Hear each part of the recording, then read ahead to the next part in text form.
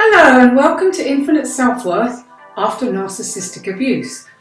This channel is all about helping women to understand and recover from this insidious, deadly form of abuse. I'm McMahon. I'm a clinical NLP hypnotherapist, life coach and author, and I work with professional women who want to fully take back control of their lives.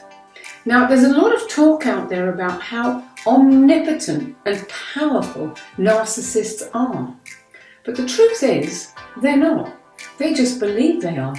And until you learn that truth, you might think they are too. Now, I want you to know that you can heal. You can be happy again. You can learn the power of self-love, and you can attain infinite self-worth after narcissistic abuse, the kind of self-love that will enable you to never become a victim again. Okay, so let's get started with today's video. I hope you enjoy it and find it helpful.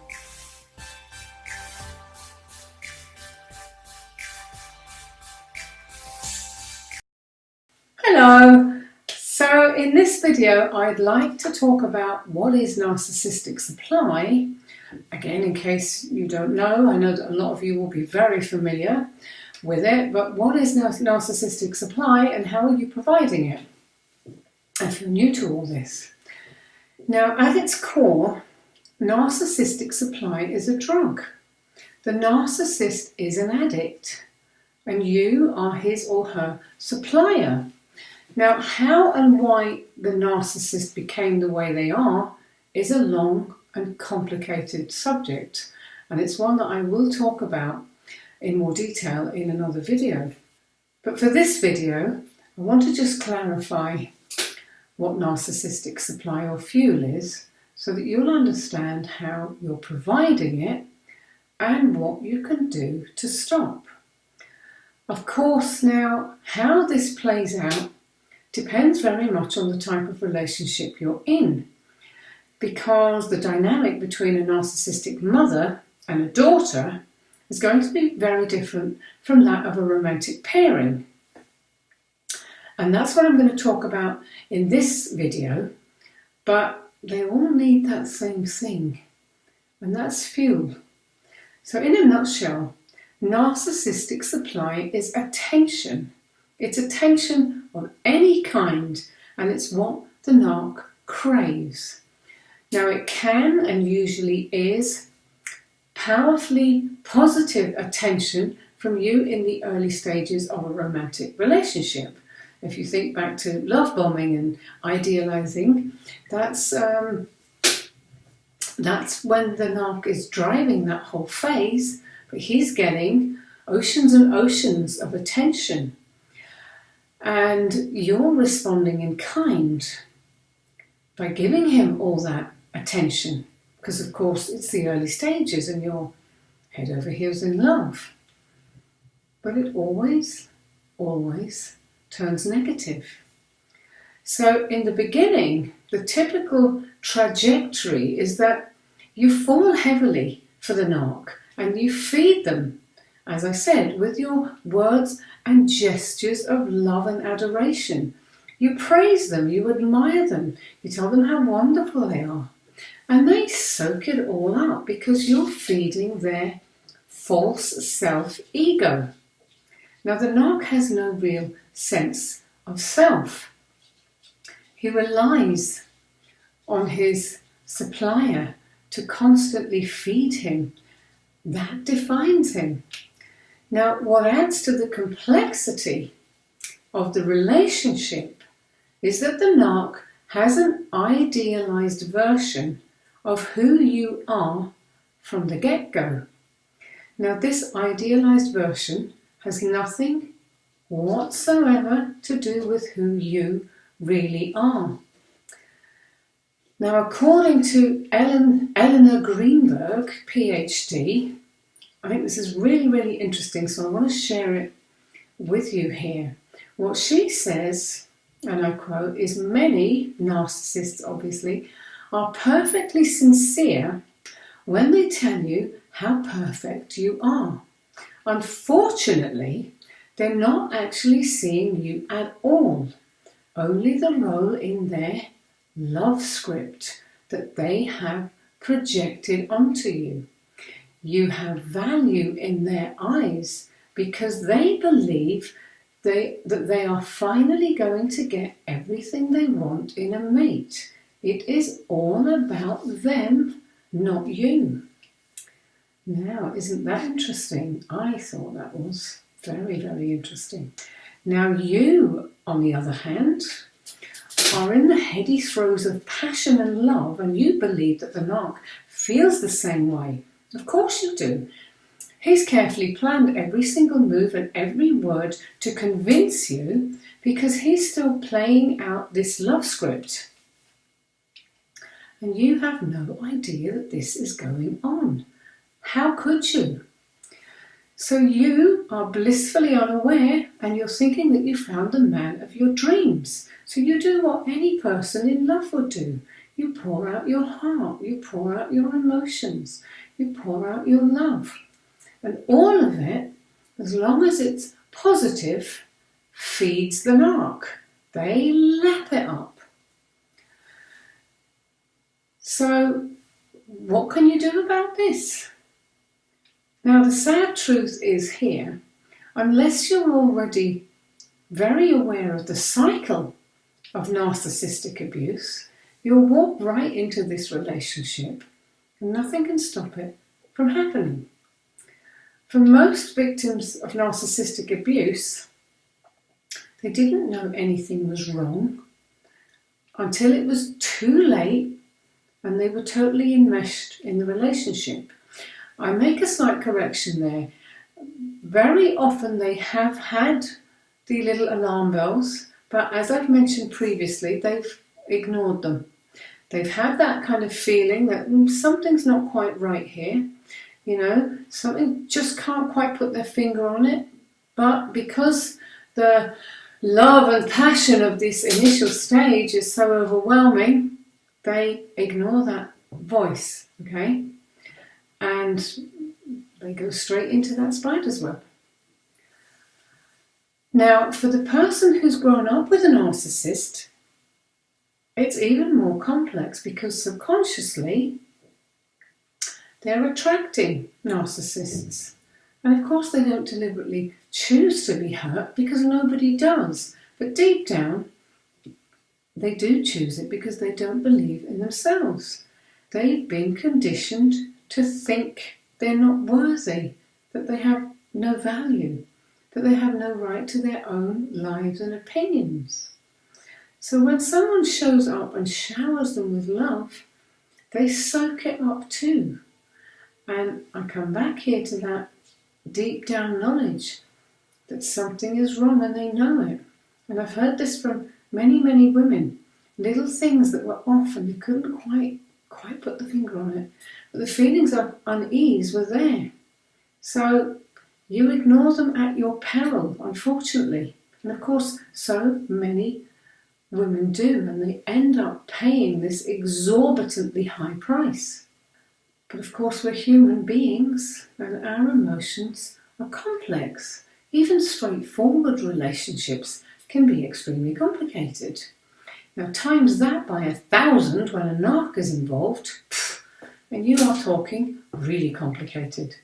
So my advice here is if you've been drawn into a narcissistic relationship and you've been through all that, my advice is just to forgive yourself for what you couldn't have known. You couldn't have known to the degree that it could have prevented you from walking into this trap, okay? So just forgive yourself. You didn't know. You didn't know then what you know now. But knowing it now can really help you. Now, if you've been exposed to a narcissistic relationship, you can protect yourself from letting it happen again. As I always say, knowledge is power. Know the red flags. Know what to look out for. Trust your gut. Trust those warning signs.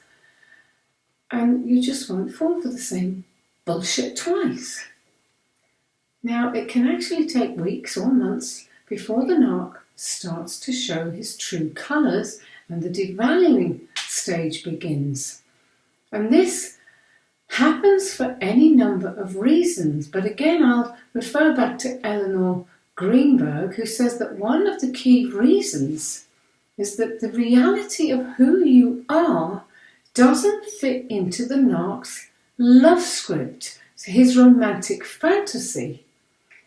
Now, this makes total sense when you understand this idealised version that he has of you in his head. It's a complete false image. And what he'll do is he'll start suggesting subtle changes in how you look and behave and so on.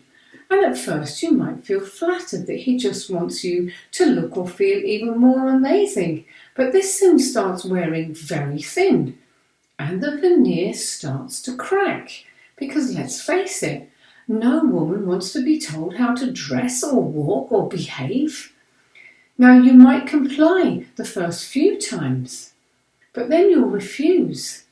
And that's when the nasty starts.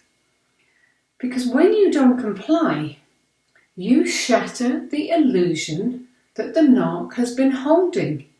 You're not that Barbie doll image he had in his mind. And he can't cope with a real person with real feelings.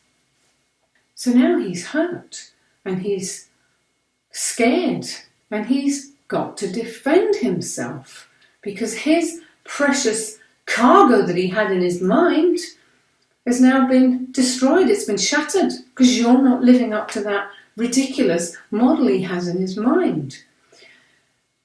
So he starts punishing you by devaluing you. And what you need to remember here is that emotionally, a narcissist is like a spoilt 5-year-old child throwing a tantrum when it doesn't get what it wants.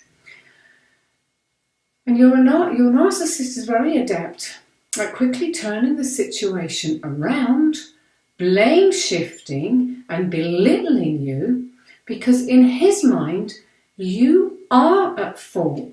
You've burst his bubble and you're going to pay for it. And from here on out, all bets are off and he's going to make his personal mission to make you suffer.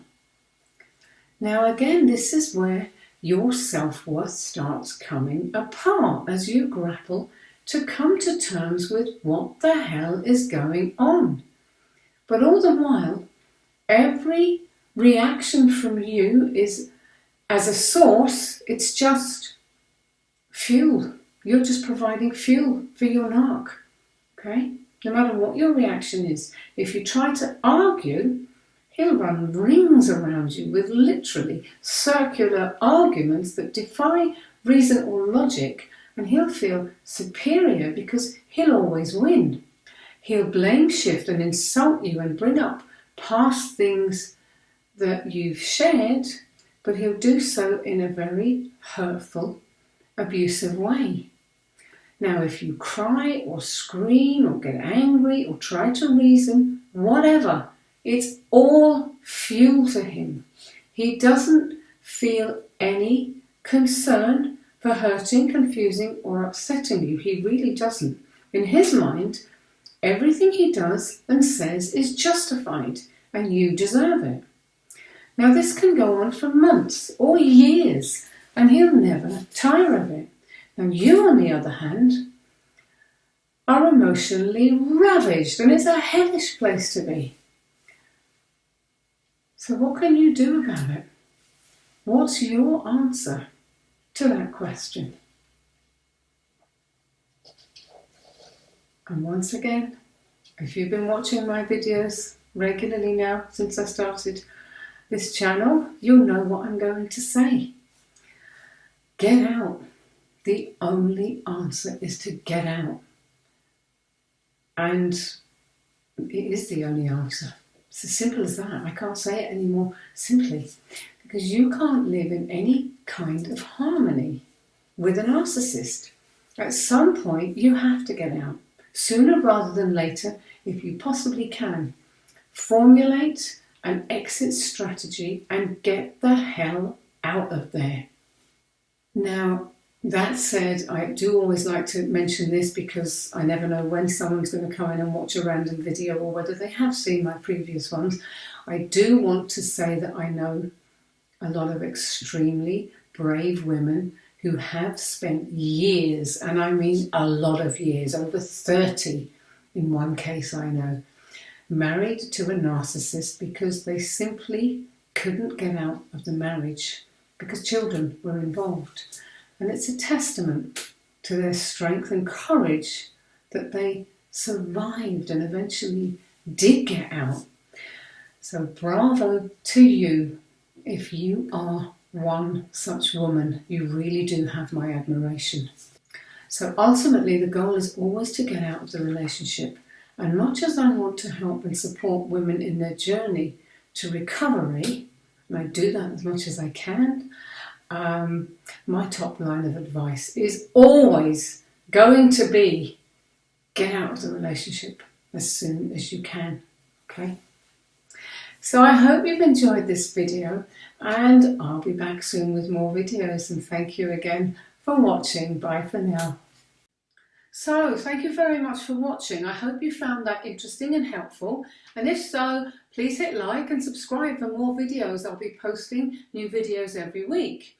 Now, if you'd like to hear more tips and connect personally with me, check out the links below this video. And you can also join my closed Facebook group, Infinite Self-Worth After Narcissistic Abuse. Now, this is a women's only group with exclusive content every week. So do check out those links below, and I'll see you again soon. Bye for now, and thanks again for watching. I appreciate your time. Thank you.